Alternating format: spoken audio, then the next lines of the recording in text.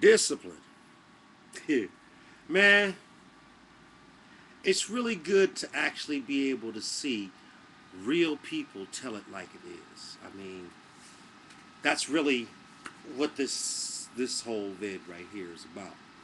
Um, Dr. Julia Hare, and at least another response that I found after that one, um, kind of touched on a bunch of things. But see, the problem we have here is a little bit deeper than that, because what happens when you do find out that there are some people of dark dominant descent that happen to also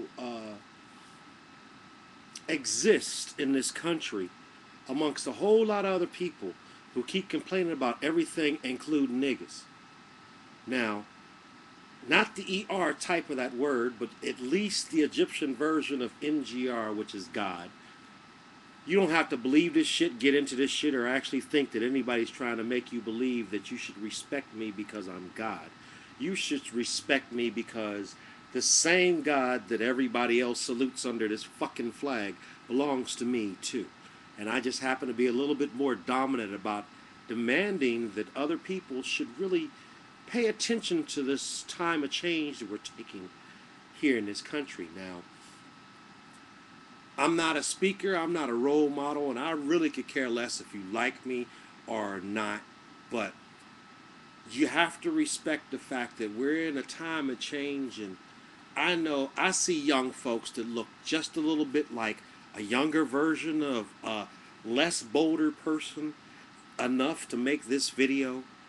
And like she said in her gist, when you go all the way down the lines, kids ain't scared of nothing. And that's really not a shame. That's the only group of people on this planet that actually are taking, part of their God-given right. And that is to fear no man but God. Now, if you're still an American and you're still this, that, and the other, then why should anybody be tripping just because you happen to be a black male and dominant and a sadist and a grown-ass man? I mean, I'm good enough, I'm smart enough, and god damn it, people respect me because I make it look the way I do what I do.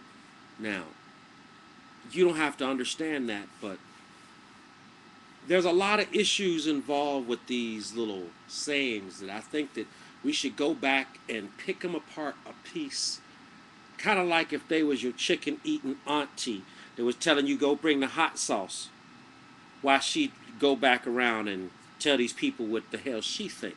Now, that's the way you see some of these people, but they're so real because they're the only people that are looking at the real world that many of you in your little towns and your little corners in front of your little computers and your little social groups and your little church groups or your dysfunctions or your trailers or your condos or your quick time that you actually look at this shit like in a library going, oh, look, and I found it on YouTube.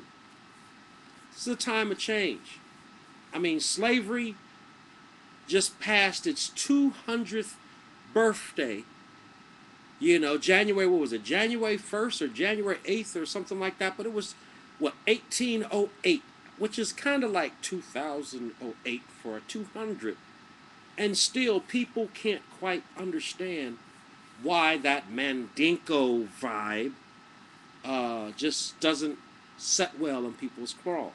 Well, this is BDSM, this is DNS, and this is basically about the best part of discipline that you can have once you learn to relate to someone else. I am Alpha Master Pimp, Sir Easy, Amp. It's not the votes that kill you, it's the amps. And maybe that's what scares so many people the most. Black dude, dominant. And even white girls like me. I didn't make this world the way it is. I just respect it a little bit more than some people will let me do my thing.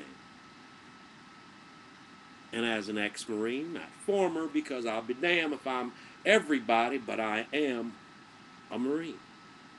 A dominant. An alpha. A nigga. A Sufi master in training. The words go more deeper than anything else, but I'm also a sadist. I like getting in that ass. And I think it's about time for us to get over that and really get into some real change for all of us. Because guess what? We're coming, and you got no fucking choice. God bless you, America, and everywhere else.